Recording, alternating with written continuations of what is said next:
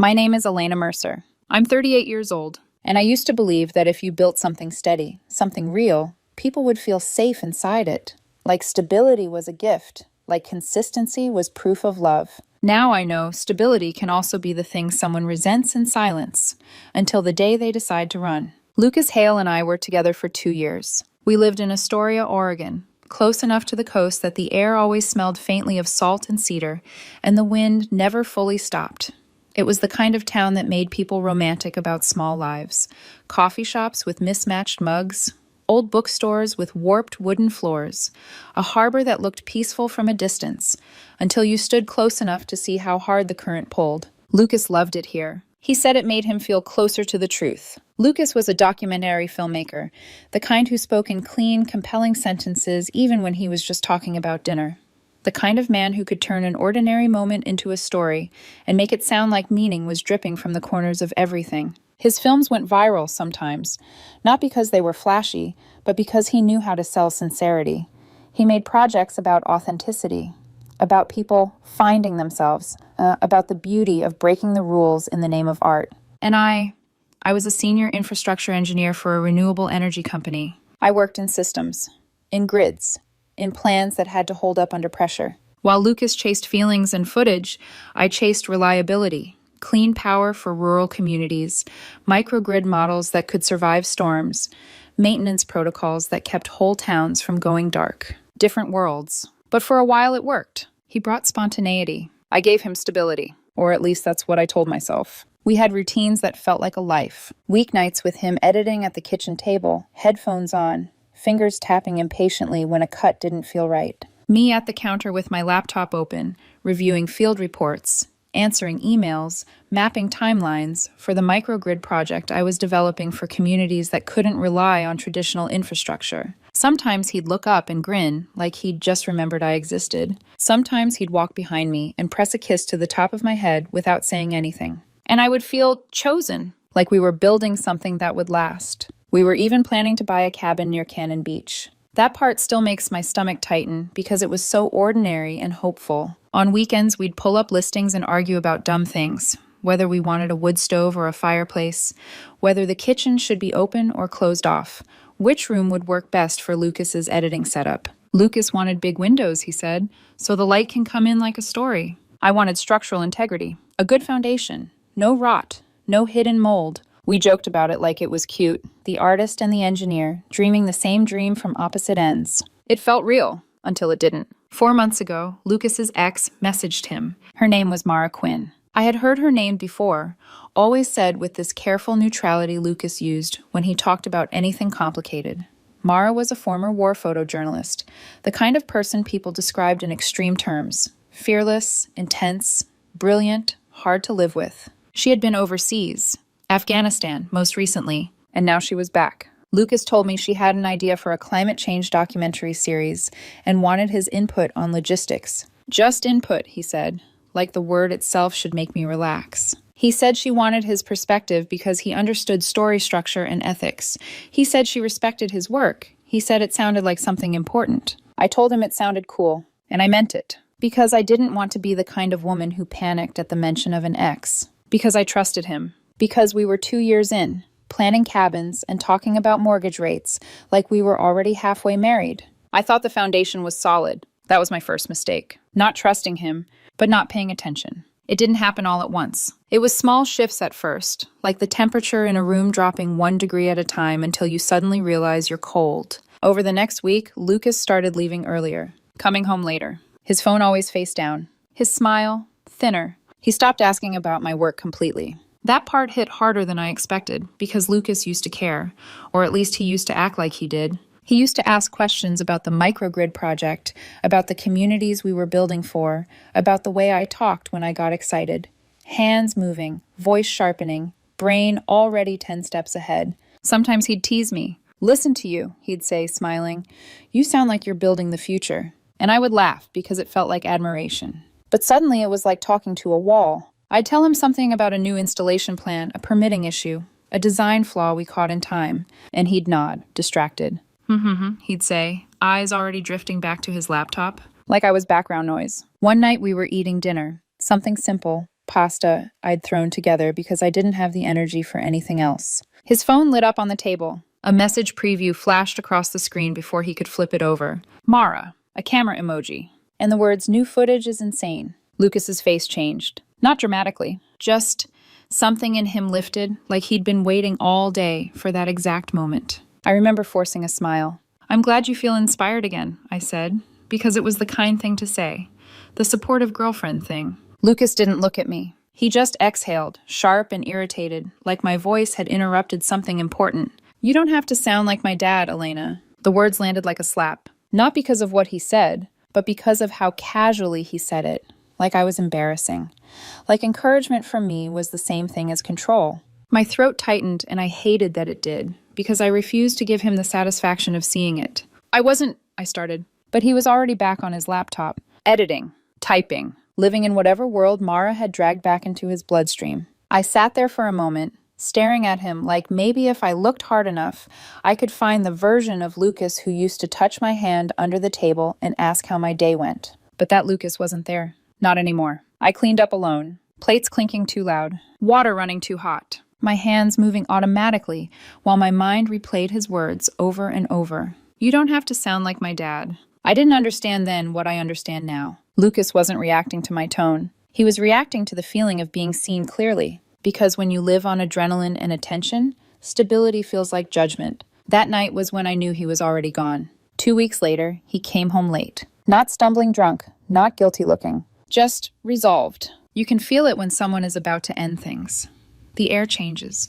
The room gets still in a way that doesn't match the movement of your breathing. Lucas didn't kiss me hello. He didn't drop his bag the way he always did. He stood in the living room like it was a set he was about to dismantle. "We need to talk," he said. I didn't ask why. I didn't ask what about, because I already knew. He sat on the couch. I sat in the chair across from him. The distance between us suddenly felt deliberate, like he'd placed it there on purpose. Lucas stared at his hands for a moment, like he was rehearsing lines. Then he looked up, and his eyes were strange, soft, but not loving. Sympathetic, but not committed.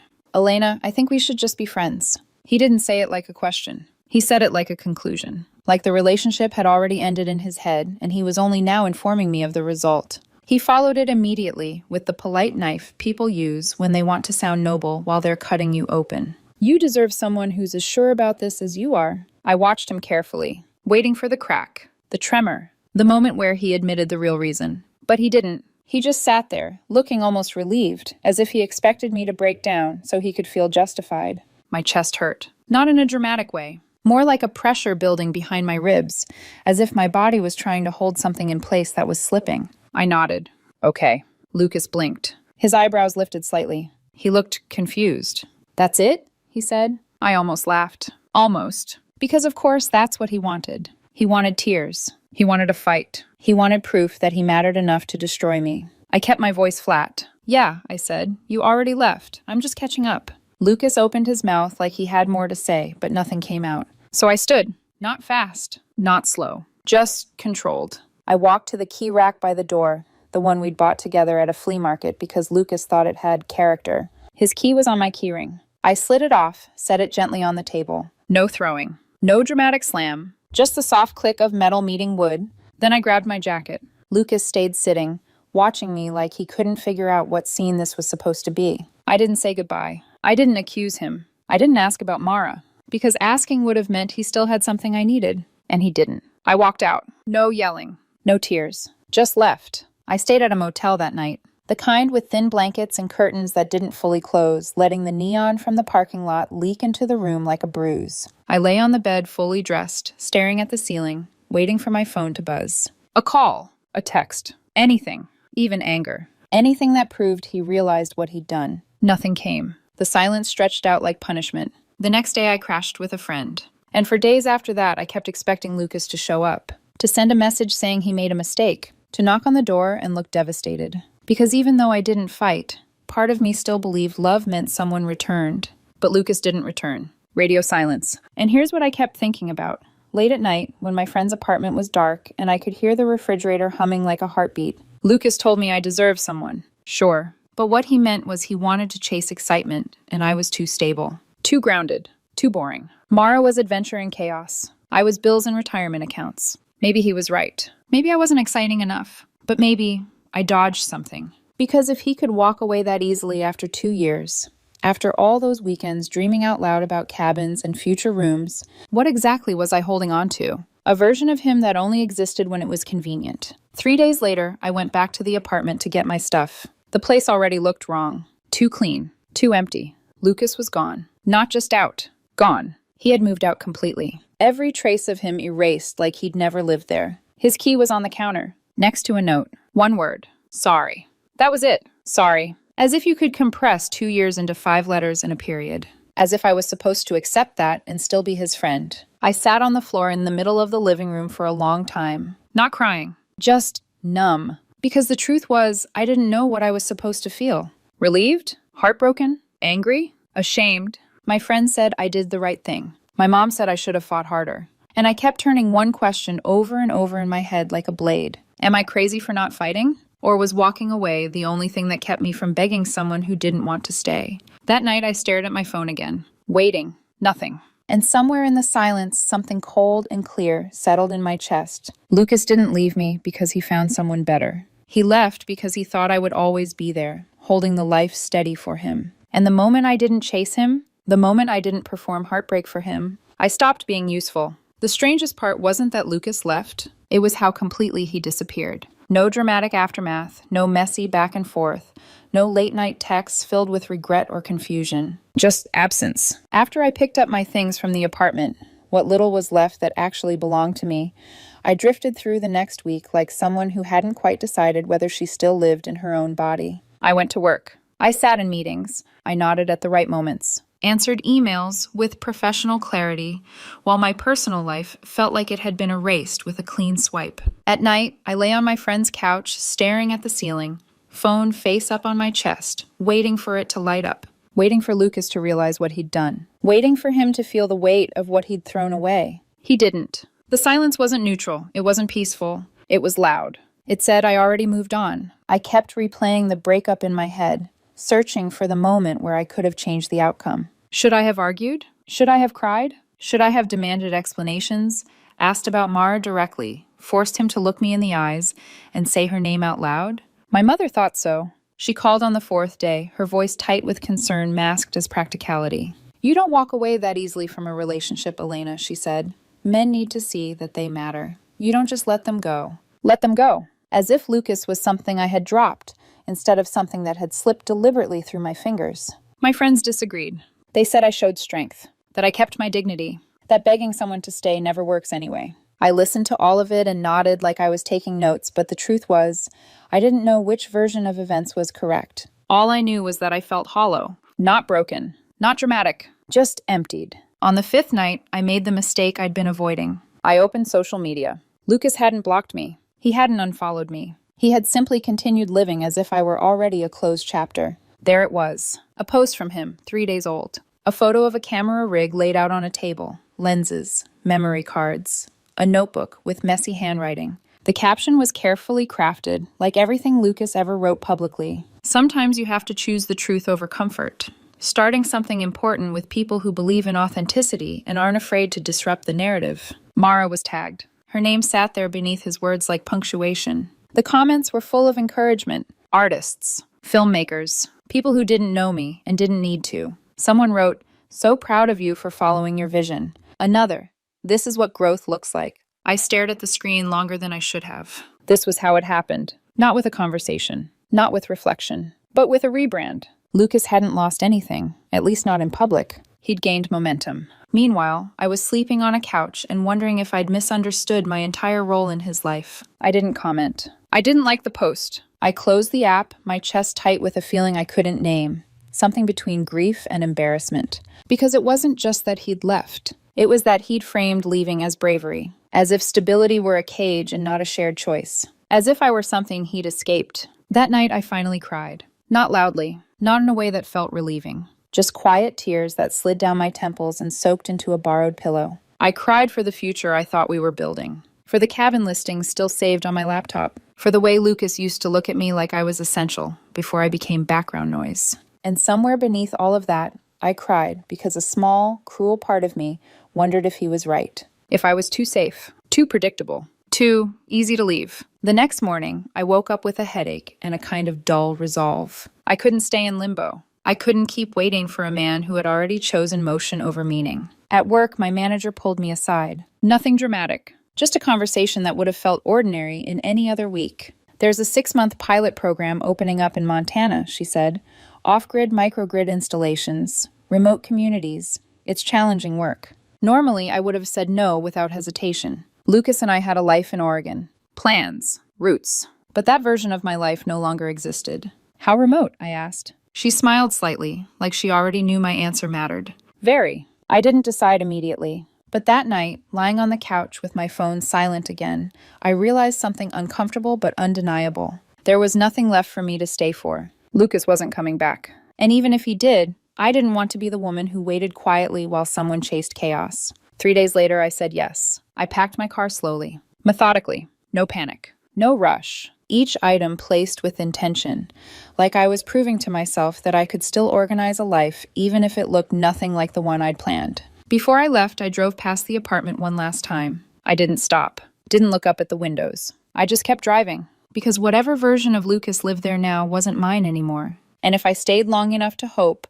I would lose something far more important than a relationship. I would lose myself. Montana waited. Cold. Empty. Unforgiving. And somehow, exactly what I needed. I drove to Montana in early March. The kind of early spring that doesn't feel like spring at all. Gray skies, bare trees, the land still holding its breath like winter hadn't quite decided to let go. Mile after mile of highway stretched out in front of me, empty in a way that felt deliberate. No distractions, no shortcuts, just distance. By the time I crossed the state line, my phone had been silent for days. No texts from Lucas. No late-night apologies. Nothing. I told myself that was a good thing, that silence meant closure. But the truth was, the quiet followed me like a shadow, settling into the passenger seat, pressing against my thoughts when the road straightened and there was nothing to do but think. The pilot project was based near the Bitterroot Valley, far enough from anything recognizable that the nearest grocery store felt like an event. This wasn't a desk job. This was physical work. Cold mornings, wind that cut through layers, steel towers and solar arrays half buried in frost. Diesel generators humming in the background, relics of a system that had never been designed for people this far out. My job was to help replace that, to install and maintain microgrids, hybrid systems using solar, wind, and battery storage for communities that had lived off unreliable power for decades. It was complicated, unforgiving, and exactly what my brain needed. The first week, my hands were sore every night. I came back to the small rental cabin the company had arranged, kicked off my boots, and fell asleep without scrolling through my phone. No social media. No checking Lucas's page just once. No wondering what Mara was posting or whether their documentary was gaining traction. Out here, if something broke, you fixed it. If a plan didn't work, you adjusted. There was no room for romanticizing failure. Systems either held or they didn't. On weekends, I started hiking alone. Not long trails, just enough to clear my head. I bought a cheap drone from a local shop and started filming the landscape. Nothing artistic, no intention to share it. Just erosion patterns from old mining sites. Snowmelt carving through rock. Wind bending grasses in synchronized waves. It was oddly calming, watching systems form without anyone narrating them. 2 months into the project, I started working more closely with the field legal counsel. His name was Nathan Brooks. We had crossed paths years ago back in Oregon, always in passing. Emails forwarded, meetings overlapped, but never aligned. Out here, there was no avoiding anyone. Nathan was not what I expected. Sharp, quiet. Dry humor delivered so deadpan I sometimes didn't realize he was joking until the corner of his mouth twitched upward. We'd be standing at a remote site waiting for contractors to finish securing a turbine, and he'd mutter something about regulatory absurdities that made me snort before I could stop myself. We started talking after work, not intentionally, just two people lingering near the trucks, watching the sun dip behind the mountains, neither in a hurry to return to empty cabins. He never asked about my relationship, never pried, but I think he could tell I was working through something. One night, after a long day troubleshooting a battery storage issue, he brought a bottle of whiskey to the fire pit behind the housing units. No labels, no ceremony. Just poured 2 fingers into metal cups and handed me one. We argued about environmental policy. about whether building something that lasted was more important than making a statement, about whether disruption was overrated. At some point, I mentioned, casually, that I'd left a relationship not long before coming out here. Nathan didn't react, didn't offer sympathy. He just nodded once and said, "People leave when they realize you're not a supporting character in their story. You're the protagonist in your own." The words settled in my chest heavier than I expected, because Lucas had never wanted me as a protagonist. He wanted me as infrastructure, something that made his life easier while he chased meaning elsewhere. Around the same time, I broke my rule and checked social media again. Lucas and Mara's documentary seemed to be moving forward, at least on the surface. Crowdfunding links, location scouts, long captions about capitalism stifling creativity and how real stories were always punished. Then, slowly, the tone shifted. Posts became defensive. Engagement dropped. Comments turned critical.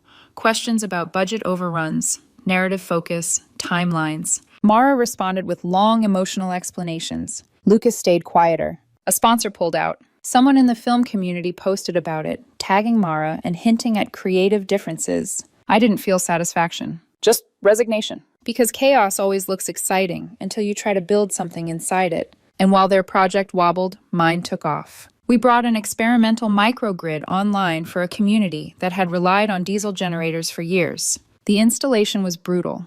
Weather delays, supply issues, one inverter failure that nearly pushed us over schedule. But when the system finally went live, it worked beautifully. Clean power, stable output, no drama. Local news covered it. Then a regional sustainability group. Then a national publication ran a piece on innovative renewable solutions in rural America. The company received a grant to expand the program, and I was named lead engineer on the expansion. Nathan was the one who told me. We were reviewing compliance paperwork when he slid his laptop across the table, the announcement already open. I read it twice before it sank in. He watched me carefully. "You built something that'll outlast all of us," he said. "That matters." We didn't make a big deal of it. A week later, we were out on a site inspection when a sudden rainstorm trapped us in the truck. Water poured down the windshield, blurring the world outside into gray streaks. We sat there, listening to the rain hammer the roof. Nathan glanced at me, then away. "I think we should acknowledge this stopped being just professional," he said. I smiled. "Yeah," I said, "you're right." He leaned over and kissed me. No fireworks. No declarations. Just right. And for the first time in months, I realized something quietly, without fanfare. I wasn't missing Lucas anymore. Nathan and I didn't announce anything. No posts, no captions, no soft launch photos meant to test reactions. It wasn't a decision we discussed. It just never occurred to either of us to turn something real into content. We kept working. Long days at remote sites, early mornings, evenings spent reviewing plans at the same table, laptops open, boots kicked off by the door. Sometimes we talked. Sometimes we didn't. The silence between us never felt like absence. It felt like rest. That was the first real difference I noticed. With Lucas, silence always meant distance. With Nathan, it meant peace. He didn't ask me to explain myself. Didn't need reassurance. Didn't need to be inspired by me in order to stay. He simply showed up. Meanwhile, Lucas's world continued unraveling. I didn't follow it closely anymore. Not obsessively, not the way I had in the beginning. But the overlap in our professional circles meant things drifted to me anyway. Mentions in group chats, a passing comment from a colleague, a shared article with a pointed headline. The documentary stalled. Funding dried up. Mara posted a long, emotional thread about how the industry punished truth-tellers and rewarded mediocrity. She accused sponsors of lacking courage, accused audiences of preferring comfort over reality. Lucas didn't post at all. That silence felt different from mine. Mine had been intentional. His felt like retreat. Around that time, something shifted inside me. Not dramatically, just clarity. I stopped wondering whether I should have fought harder. Because the truth was, Lucas hadn't left because I didn't fight. He left because I didn't perform. I didn't beg. I didn't cry on cue. I didn't make his exit feel tragic or meaningful. And without that reaction, he had nothing to frame himself against. Nathan noticed the change before I did. One evening, we were sitting outside the cabin, the sky just starting to darken, the turbines on the ridge humming low and steady. He handed me a mug of coffee and said casually, "You seem lighter." I thought about it for a second. "I think I stopped carrying someone else's disappointment," I said. He nodded like that made perfect sense. We were officially together by then, though the word official felt unnecessary. There was no moment where it flipped from one thing to another. It just became. We shared space easily. Disagreements didn't escalate into drama. They ended in compromise, or understanding, or sometimes simply agreeing to think about it later. No chaos, no constant validation.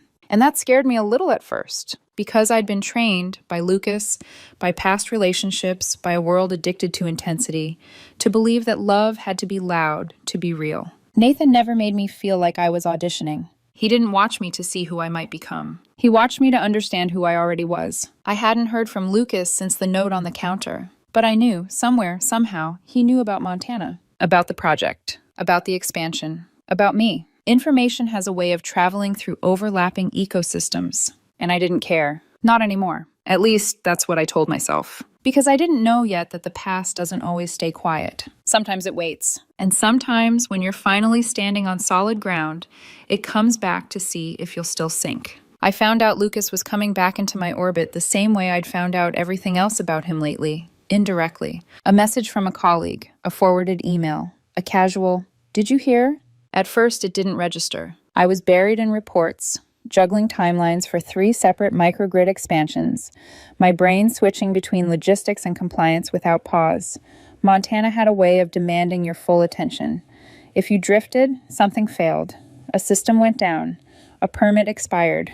A community lost power. Then I heard my name. Elena Mercer? The receptionist's voice carried down the hallway of the field office, uncertain, like she wasn't sure she was pronouncing it correctly. I froze. No one ever asked for me in person. I stood slowly, every muscle in my body tightening, in a way I hadn't felt in months. Not fear, not panic. Recognition. I walked toward the lobby, already knowing what I would see. Lucas was standing near the front desk, hands in his jacket pockets, posture careful, almost tentative.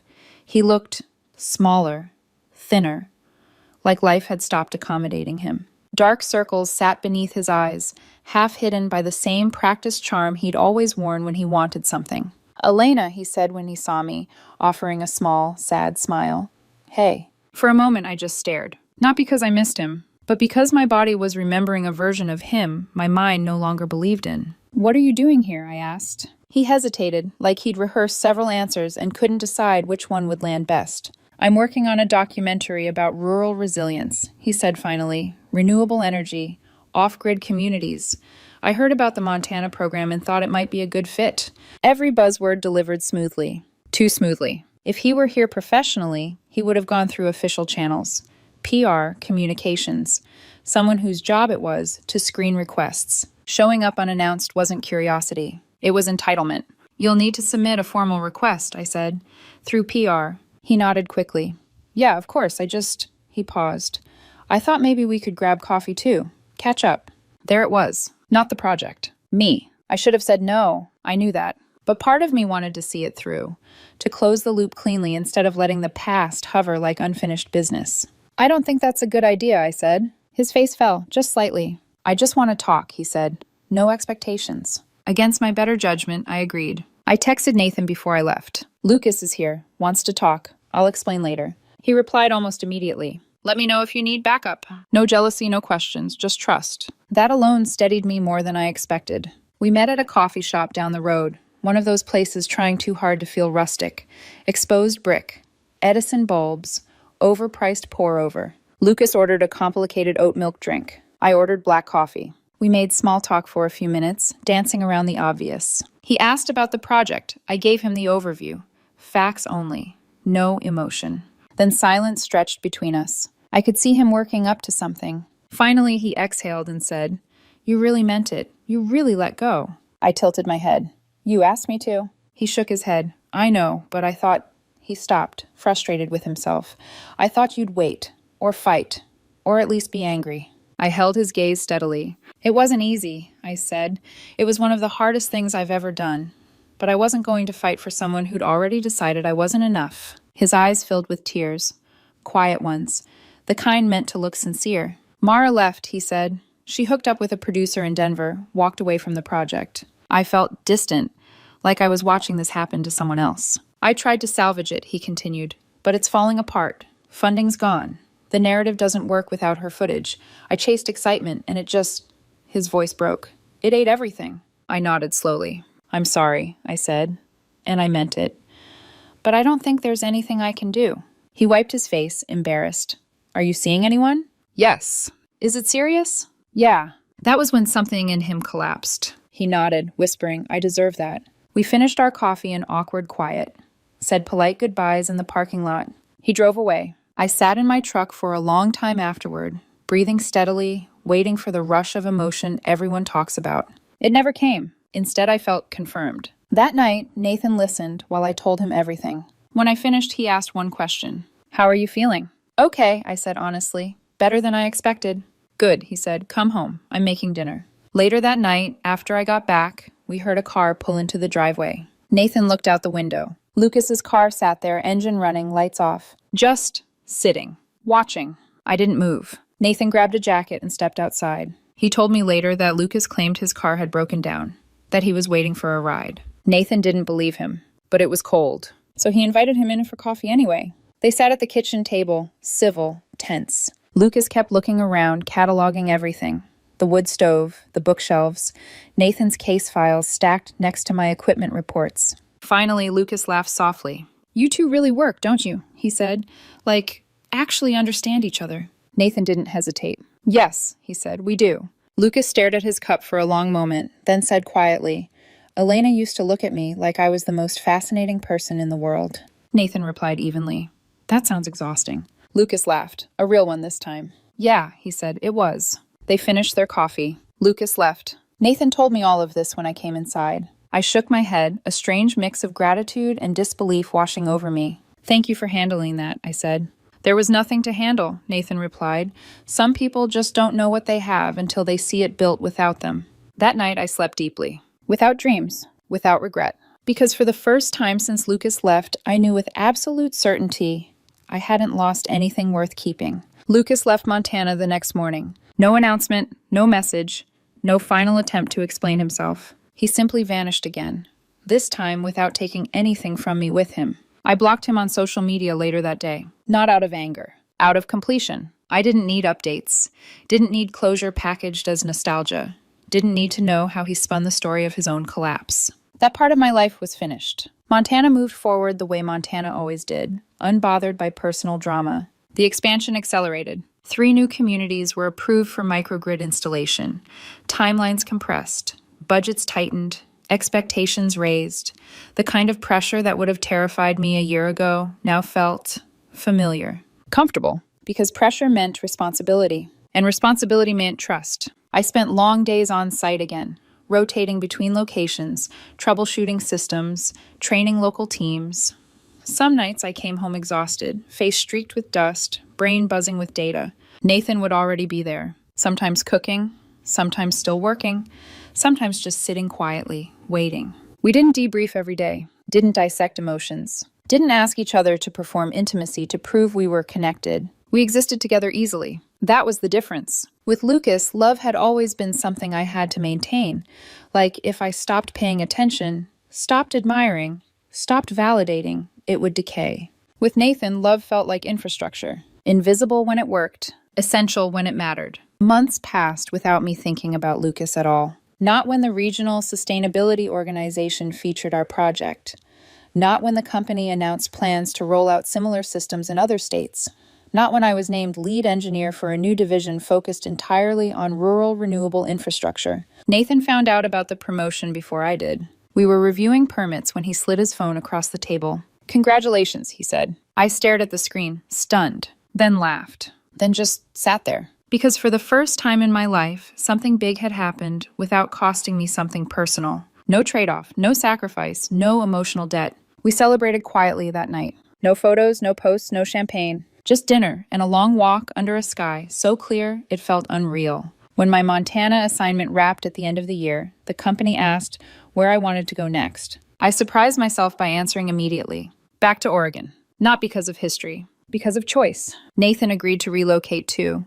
His work could follow him anywhere, and for once, neither of us needed a reason that sounded impressive to justify a decision. We found a place near the coast, not far from Yaquina Head Lighthouse, perched high enough that storms rolled in visibly, slowly, like warnings you could prepare for, instead of disasters that arrived without notice. The house was simple. Good light, a wood stove, Enough space for two people who worked seriously and rested honestly. We didn't talk about the future in grand terms. No timelines, no promises, no declarations. We just showed up. One morning, months later, I was up before dawn repairing a wind sensor on a ridge near the coast. Older turbines, temperamental but reliable once you understood them. The sun rose slowly, painting the ocean in deep orange and gold. I didn't know Nathan was there until he called my name softly from behind me. He'd brought coffee. He took a photo while I worked, nothing staged. Just me, jacket zipped up, hair pulled back, focused. Later that day, he posted it. The caption was simple. Patience is a form of faith. No explanation. Within an hour, normal engagement. Colleagues commenting on the project. Friends reacting to the scenery. Normal. Then I noticed something strange. A name I hadn't seen in months. Lucas had liked the photo. I almost missed it. His profile looked different. No banner image, no pinned projects, no visible posts. 30 seconds later, the like disappeared. I checked his account. Pure curiosity, nothing more. It was empty. A blank profile. Bio, filmmaker. No links. No followers. No activity. A few hours later, the account vanished entirely. Not deactivated. Deleted. Nathan noticed too. That's intense, he said. I nodded. Lucas had finally seen it. The life I built without him. Not dramatic. Not chaotic. Just real. And it was too much. I didn't feel victorious. I felt free. I didn't think much about Lucas after that. Not in the way people expect anyway. There was no spike of satisfaction. No sense of revenge. No urge to decode what his disappearance meant. Just a quiet understanding that whatever world he had been trying to build for himself had finally collapsed under its own weight.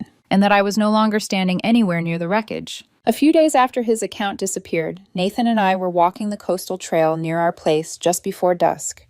The fog was rolling in low and slow, blurring the horizon until the ocean and the sky looked like they were melting into each other. Behind us, on the ridge, the turbines hummed steadily. That sound had become familiar to me. Comforting. It meant systems were functioning. Energy was moving where it was needed. Things were working the way they were designed to. I stopped walking without realizing it. Nathan noticed immediately. "What's going on?" he asked. I watched the waves for a moment before answering. "I think I finally understand why I didn't feel angry," I said, even when he showed up, even when he tried to come back. Nathan waited. He never rushed my thoughts. "Lucas wasn't cruel," I continued. "He just loved the idea of me, the way I made him feel safe, the way I gave his life structure while he chased meaning somewhere else." Nathan nodded once. "When I stopped playing that role," I said, "there was nothing left for him to hold on to." That realization didn't hurt anymore. It clarified. Because it meant the breakup hadn't been a failure of love. It had been a failure of alignment. Some people don't want partnership. They want an audience. They want a foundation they don't have to help build. Lucas hadn't chosen Mara because she was better. He'd chosen chaos because chaos felt like freedom, until it didn't. Nathan slipped his hand into mine. "You can't save people from the storms they chase," he said quietly. I smiled at that, because it was true. And because for the first time, I didn't feel responsible for anyone else's collapse. Life settled into a rhythm that felt almost boring. And I loved it. Work was demanding but meaningful. Travel was frequent but purposeful. Home was calm. The new division I was leading expanded faster than projected. Rural communities across multiple states began adopting versions of the same microgrid systems we'd piloted in Montana. There was talk of federal funding, of national scale. I didn't post about it. Neither did Nathan. We presented at a conference in Denver together, me on engineering strategy, him on environmental compliance and policy alignment. The response was overwhelming. Standing ovations, follow-up meetings, media interest. Still no announcements. Still no performance. After the conference, we flew home, drove the coastal highway in silence, windows cracked open, salt air filling the car. At home, we made dinner. That was it. I realized then that the life I was living now would have terrified the version of Lucas who left me, because there was no drama to film, no emotional chaos to shape into narrative, no grand arc where he was the misunderstood hero. This life didn't need explaining. It just worked. Every once in a while, someone would ask if we were planning to take the next step. Engagement, marriage, big future words. We'd smile and say we were happy. And that was the truth. We didn't talk about forever. We built something that worked now. Trusting that if it lasted, it would do so because it was solid, not because we announced it loudly enough. Almost 3 months after Lucas showed up in Montana, I realized I hadn't thought about him in weeks. Not even subconsciously. No mental check-ins, no curiosity, no imagined conversations. He had faded the way irrelevant noise does when something meaningful replaces it. One evening, Nathan and I stood on the bluff near our place watching a storm roll in over the ocean.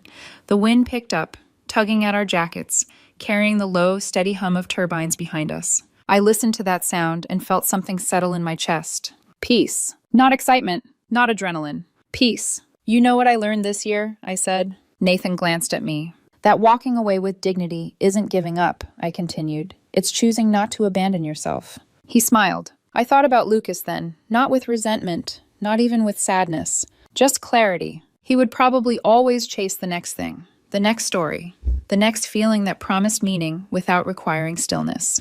Maybe one day he'd learn, maybe not. That was no longer my concern. My concern was the steady warmth of Nathan's hand in mine, the turbines converting wind into power, the systems doing exactly what they were built to do. I had learned that some people only love the idea of you. They love how you support them, stabilize them, elevate them, but they don't want to know you. That kind of love is not enough. Real partnership doesn't demand chaos or constant intensity. It demands presence, consistency. Two people willing to show up when it's boring, when it's hard, when there's no audience watching. Lucas didn't value what we had until it was gone. By then it was too late. Not because I was bitter, but because I had already built something better, something real, something that would still be standing long after chaos burned itself out.